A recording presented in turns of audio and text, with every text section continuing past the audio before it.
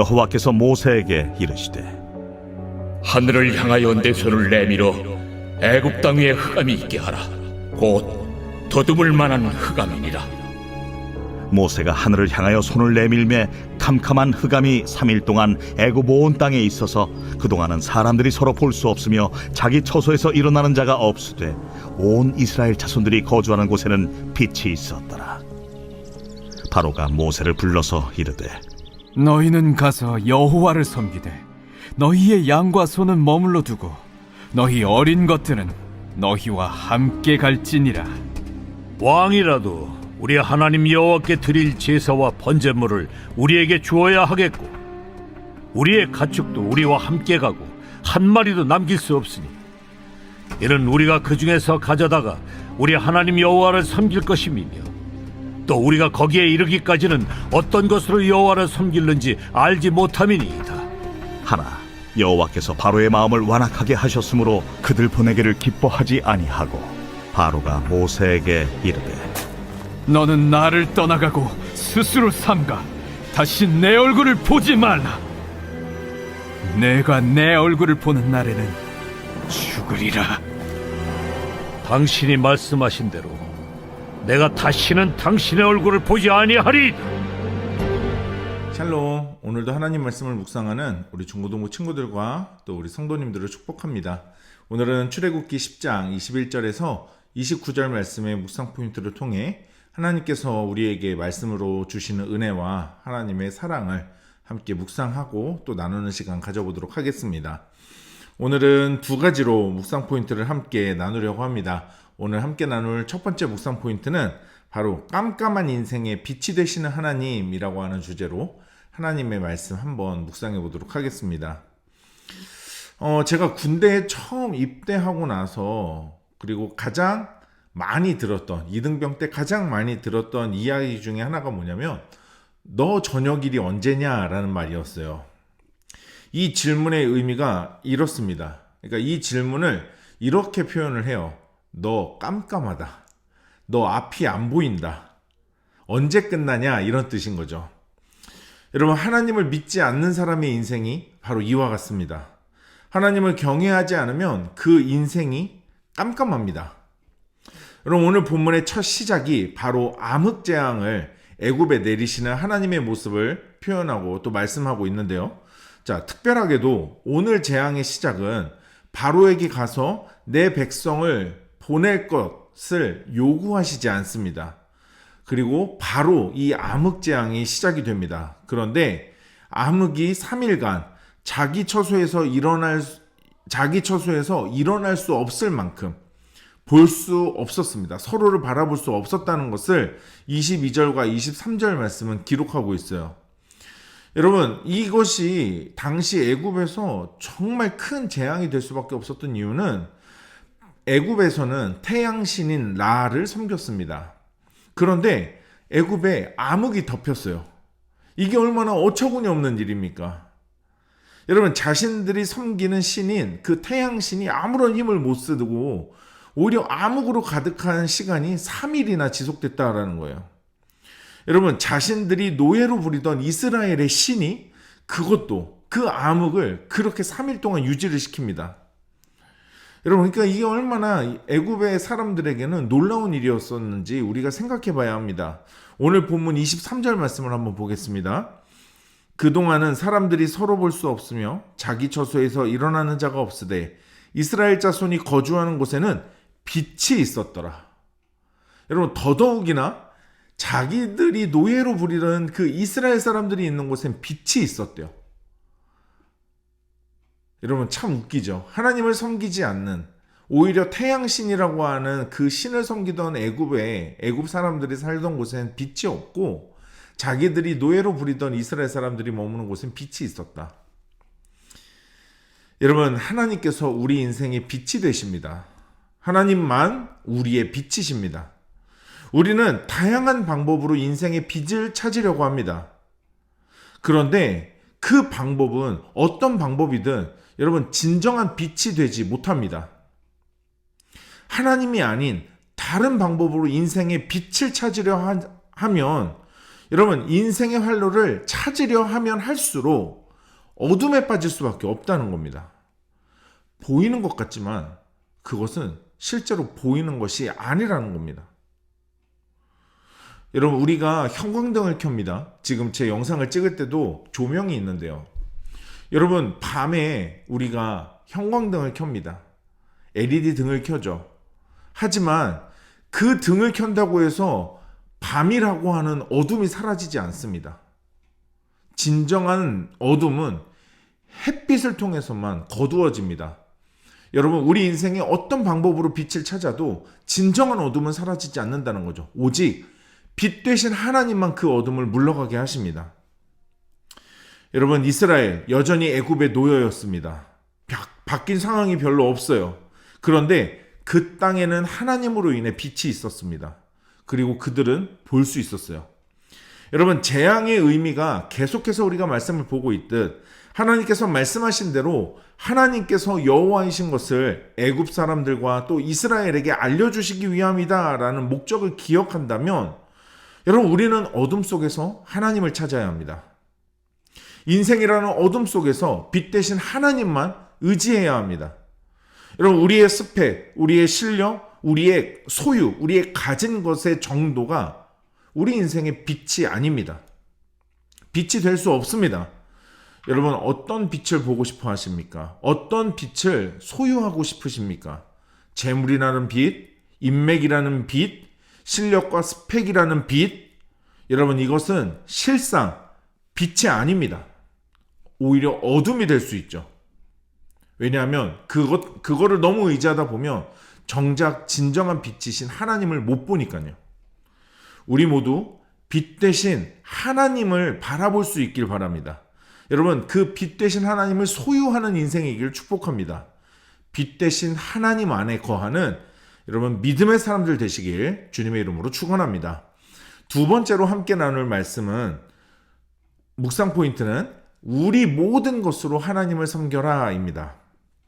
우리 모든 것으로 하나님을 섬기라. 여러분, 바로와 모세의 타협 장면을 보면 오늘 본문에 이상한 것을 발견합니다. 그동안은 갑과 을의 관계로 하자면 갑은 바로였습니다. 을은 모세였죠. 그런데 오늘 본문에서는 그게 바뀌어 있습니다. 갑이 모세고 을이 바로입니다.